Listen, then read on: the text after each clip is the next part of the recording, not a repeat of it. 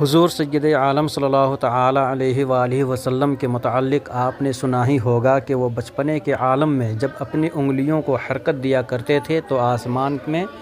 چاند بھی متحرک ہو جایا کرتا تھا۔ جدھر جدھر حضور صلی اللہ تعالی علیہ وسلم انگلی اٹھاتے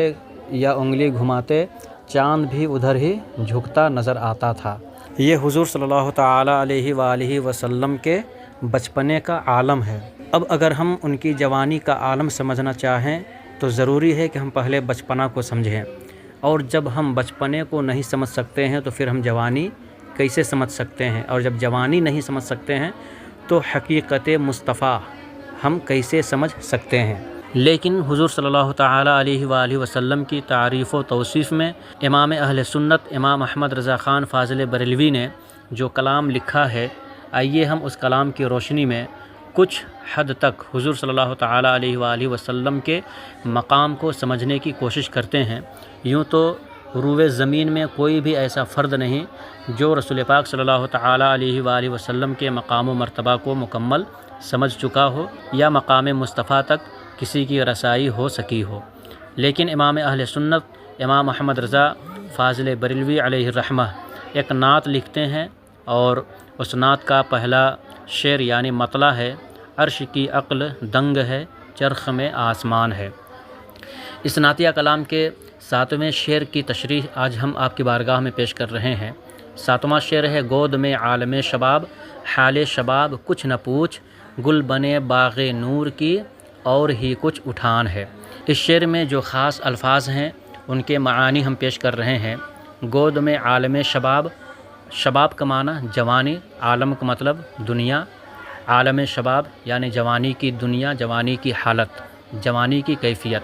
حال شباب، یہاں پر بھی حال شباب کا معنی جوانی کی حالت۔ کچھ نہ پوچھ،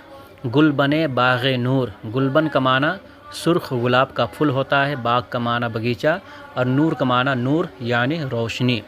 اور آگے ہے اٹھان، اٹھان کا معنی ہوتا ہے دھیرے دھیرے بلند ہونا، جیسا کہ کوئی بھی انسان اچانک جوان نہیں ہو جاتا بلکہ وہ دھیرے دھیرے جوانی کی منزل تک پہنچتا ہے۔ اب آئیے ہم اس شعر کو سمجھنے کی کوشش کرتے ہیں کہ گود میں عالم شباب، حال شباب کچھ نہ پوچھ، یعنی حضور سید عالم صلی اللہ تعالی علیہ وآلہ وسلم جب جوانی کی منزل پر قدم رکھیں تو اس جوانی کی کیفیت کو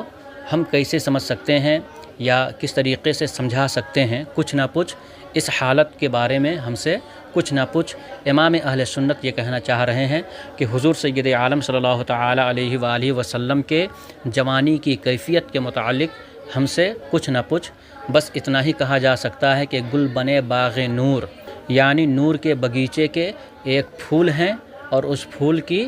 اٹھان بلندی کچھ اور ہی ہے، یعنی اس پھول کی بلندی کو ہم اور آپ نہیں سمجھ سکتے۔ تو امام اہل سنت یہاں پر یہی بتانا چاہ رہے ہیں کہ حضور سید عالم صلی اللہ تعالی علیہ وآلہ وسلم کے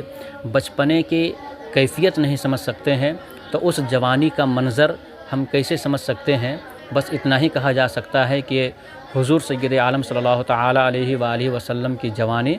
نور کے باغیچے کا ایک پھول ہے، اور اس پھول کی بلندی کچھ اور ہی ہے، یعنی اس کی بلندی اتنی ہے کہ ہم اس بلندی کو سمجھ نہیں سکتے، اور نہ اس بلندی تک کسی کی رسائی ہو سکتی ہے۔